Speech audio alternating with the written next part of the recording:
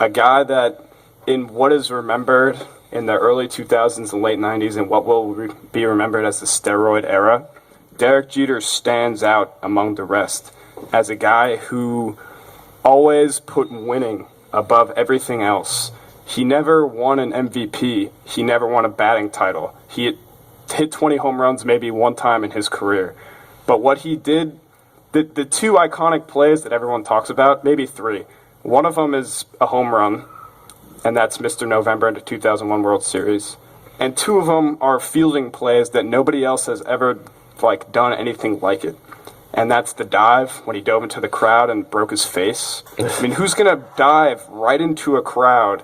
His face went straight into concrete. What other player ever does that? Mm-hmm. And the flip, which is almost undescribable, how a player can know exactly where to be and what to do in a situation where the ball is hit down the right field line, and this is in the playoffs, by the way, in a very close series with the Athletics, and he sees the right fielder pick up the ball and throw it. I think it goes over Soriano's head. As soon as it was thrown, Derek Jeter knew that it was going to be overthrown, and he knew exactly where to go cut it off, flip it to the catcher, and get the guy out at home and save a run. I mean, it's just ridiculous. Mm-hmm. Other great players you look at, he hit this home run and got this hit. But, I mean, Jeter's not just about the hits. He's about just, his attitude and what he's meant to the league. So many guys now you can cross off as, a steroid user. The best player in the league probably was Alex Rodriguez. Sure. He's gone. Are you kidding me? Don't even get me started on A-Rod right now. I mean, he's...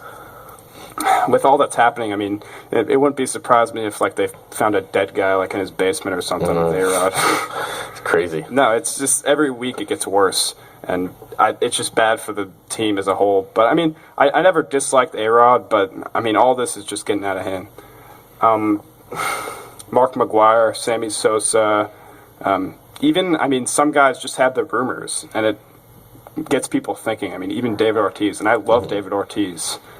The best player on the Yankees last year is Robinson Cano, and there's not steroid rumors with him, but I mean all these things coming out now about how they tried to get him to hustle more and more, and he would never do it.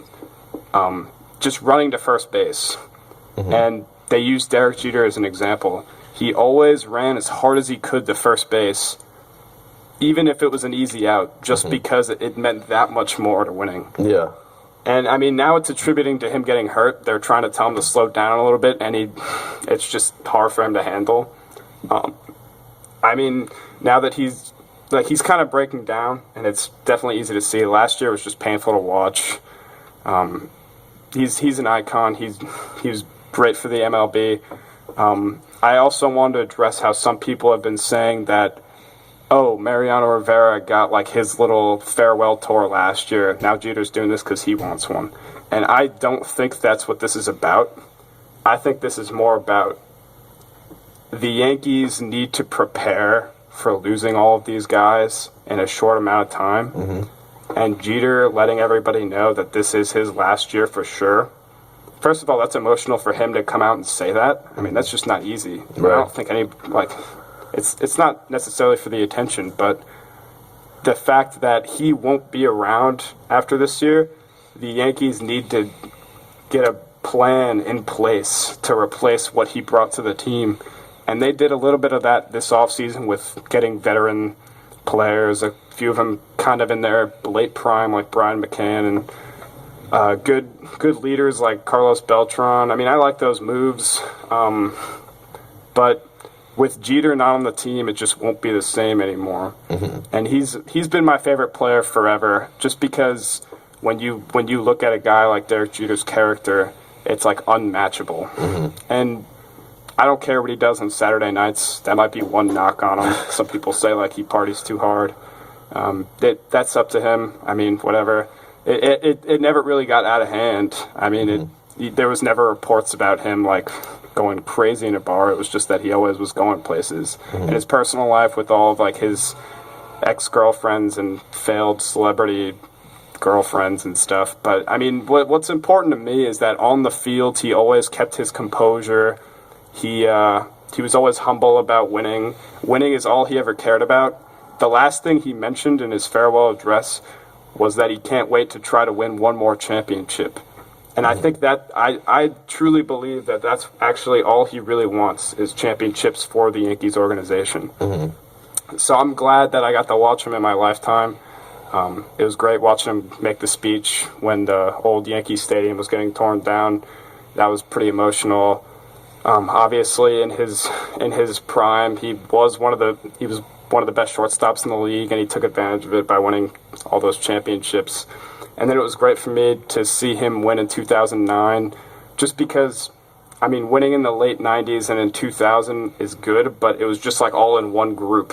So it was nice to see him win one that was like a different team than what they had then, so that you couldn't just say, oh, well, that team was just really good. Like kind of like with Kobe winning his first 3 championships with Shaq, and then winning 2 more without him. That was a big deal because everyone said, well, he only won because of Shaq. And then he won the next 2 with Pau Gasol, who's good, but not as good as Shaq was. So, and not to mention that Jeter batted, I think, like .334 that year. So he had a very good year that year, and he was definitely a catalyst. Hopefully he can stay healthy this year. I don't care. I mean, I don't care if the MLB tries to give him all these gifts again like they did for Rivera. I mean, obviously Rivera was the best ever at his position at what he did, and you might not be able to say the same about Jeter because he doesn't have the individual stats, but he meant just as much to the team as Rivera did, if not more. It's just the best present that you could give to Derek Jeter is just a healthy season, and hopefully the Yankees can bring home another championship, number 28. Well, there you have it, folks. Jack McCarthy on Derek Jeter and the Yankees for the last 10 minutes. So, thank you, Jack. It was emotional for me. I almost cry when I read his goodbye there's address. some puddles in here. I had to go get the tissue box while he was talking. But anyway, thank you for tuning in and for listening to our show. Go Cats tomorrow against Providence. And thank you again for tuning in, listening to myself, Larry Flynn, and Jack McCarthy here on Hoop Dreams. We'll be back with you next week. And until then, enjoy some Villanova basketball and some NBA basketball. So thank you again for tuning in to WXVU 89.1 FM.